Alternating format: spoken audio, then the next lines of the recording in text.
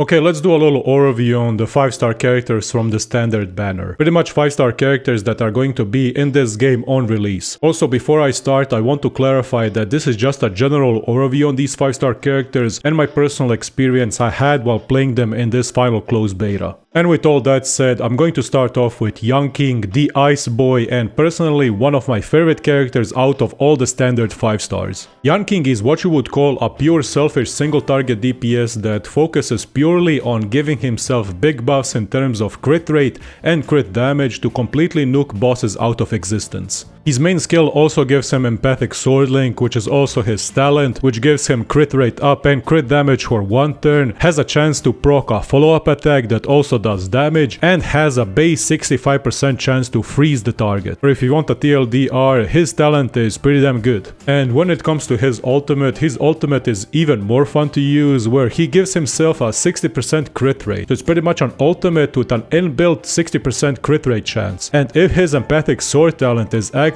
he gets another 30% crit rate damage buff for 1 turn. As I already said, this guy has a lot of self buffs. Since he is part of the hunt, he also has access to light cones that give him even more crit rate and crit damage outside of his own buffs. So when it comes to stats, it will be easier to get Yanqing to have an effective 100% crit rate and even a higher crit damage when compared to the rest of the characters. When it comes to pure single target damage, I think he is by far the best character we have on launch, and is one of my personal favorites to play in all the endgame modes. Honestly, it's really fun to make a hyper carry team with Yanqing as a focus and try to nuke bosses with big damage numbers. Swords descend! Whack. Now, when it comes to Clara, I feel like Clara is one of the most undervalued and misunderstood out of all the 5-star characters. First of all, she has incredible utility and is pretty much a tank without being in a role of a tank, which opens up more gates for her to be stronger. She has the second highest base attack out of all the characters, which pretty much makes her a strong bruiser character. One character she pairs really well with is March 7th, where the two of them make a good counter duo team. Both are tanky, both have good counters, but the main thing is their character kits synergize really well with each other. As I already mentioned, Clara as a character is really misunderstood since she's more of a proactive character where you need to set her up and be on the defensive with all the counters she has. What I'm saying is that she has a completely different playstyle compared to all other characters, where the other characters are reactive and go on the offense, and Clara is defensive with all her damage reductions on both talent and ultimates, takes aggro away from the rest of the team, and tries to be the target all the enemies focus so she can take the advantage of her hard-hitting counters. Oh yeah, no, I forgot, her traces are really good, where she gets a high resistance to crowd control and 35% chance to dispel any debuff on her every time she is attacked. I honestly see a lot of potential in Clara, especially for some fun challenges like soloing Simulated Universe with her, but the main big problem with Clara's defensive playstyle is that if she doesn't get attacked, she just stands there. She just stands there menacingly, not actually doing anything, and that sometimes happens in fights. But with all that said, I'm still excited to see where she ranks a few months after the game is released, cause it would be pretty funny if people call her a C or D tier character in beta, and then a few months after the game is released she was actually a sleeping A or S rank unit, and that would be pretty funny. But overall, time will tell what happens with Clara. Bailu so far looks like she will be one of our only 5-star healers at release. She's also one of our only 2 healers on release, the other one being Natasha, which we get for free. Having a healer is a lifesaver in turn-based games, and the same stands in Honkai Star Rail since you can't evade and dodge attacks. So healers pretty much become a necessary thing, especially in endgame content where you will want 2 teams to progress higher tiers of difficulty. Bailu is a pretty straightforward healer and a character where her whole kit is based on providing different types of healing. Her healing output heavily scales with her max HP, and the most important thing she has is a resurrection that can proc once per combat, which can come pretty clutch when pushing endgame, especially when you push it with lower level characters. Overall, Bailu is a solid option if you get her on release, since it will open more doors for you to progress through the endgame faster. I'm talking about content like Forgotten Halls and Memory of Chaos, where enemies hit really hard, so having a healer will be a lifesaver.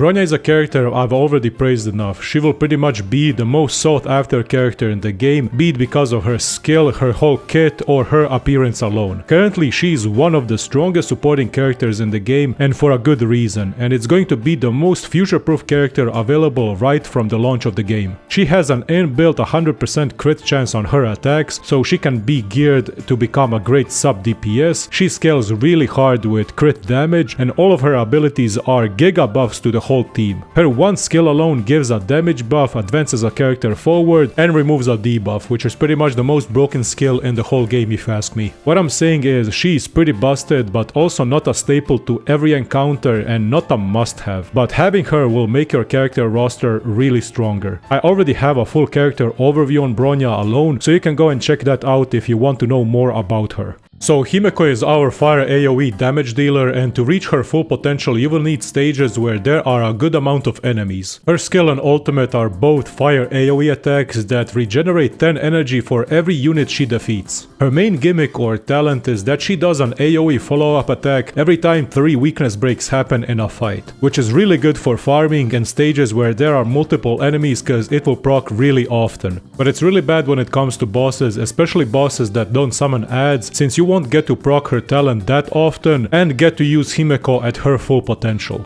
Himeko has a really high base attack and good multipliers on all her abilities, especially for a character that is focused on AoE attacks. To me, she didn't particularly stand out while using her, but at the same time she's not a bad character. I would say that Himeko is a really well balanced and a fun character to use, especially when you are in need of a good fire damage dealer. And it's really fun when you tinker around and make a good setup for her follow-up attacks. All in all, she's Himeko, a really good AoE fire damage dealer, and if you want to go for her, who am I to stop you from getting her, right? Now, Gepard is the first 5-star character I've gotten in this beta, so I've used him and tested him a lot. So first things first, he's a tank that has a resurrection on his talent. His ultimate is a team-wide shield that lasts for 2 turns and has insane scaling with his defensive stat. And his skill is a regular ice attack that has a base 65% chance of freezing. So Gepard is pretty reliant on his ultimate, which I don't like, especially in Memory of Chaos, and if you run him there, you are going to run him mostly solo, as your only defensive option on the team, since the turn cooldown is pretty important. Honestly, I don't know how I feel about him, since I like using March 7th way more than him, since she can apply stronger single target shields that last for 3 turns, also gives more chances for that character to be attacked, and the shield also removes a debuff from someone, and March 7th also counter attacks, which is really good in some situations. Overall, I think Gepard's usefulness will depend on how hard the enemies hit in the end game and how much of AoE attacks they actually have. I can see him dominate the later stages of Memory of Chaos, where you can run him as a single tank, where he absorbs all the damage and gives good CC with his free skill. But Gepard overall for me seems to be one of the characters that will shine the more you invest into him and the more gear you put on him, since he is really gear dependent, since he has a high scaling on all of his abilities and also has a trace where his attack is increased by the amount of current defense he has.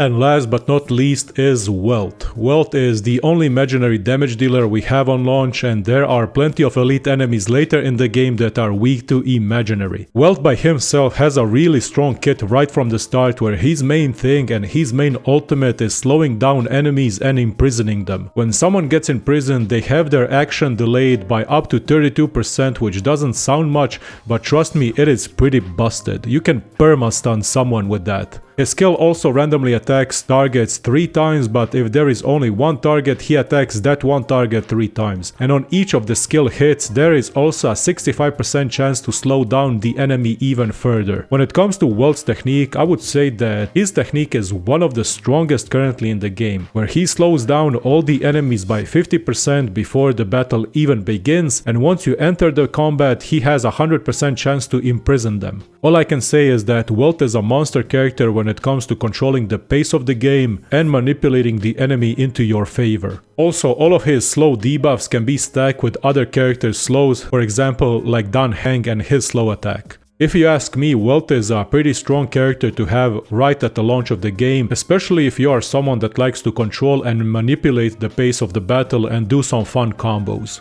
When it comes to Kafka, Silverwolf, Luocha and the rest of the 5 stars, I don't want to talk about them since they are not in this final closed beta. And who knows when they are going to come out and how different their abilities will be once they are all released. But yeah, these are all the standard 5 stars we will have at launch. My personal favorites are Yanqing for the big damage setups and freeze potential, and Welt since I'm someone that likes to play stalling control teams and pair them up with some heavy dots. But listen, at the end of the day, Honkai Star Rail is a single player game, so always go for characters that you like when it comes to their particular playstyle or how they look. All of these characters are good, and in the end it all depends on your personal playstyle, team and composition you are going for. Always consider your own preferences when it comes to characters and how fun they are to use before other people and their tier lists. But yeah, overall, this is for the video. Thank you all for watching, and as always, see you guys next time.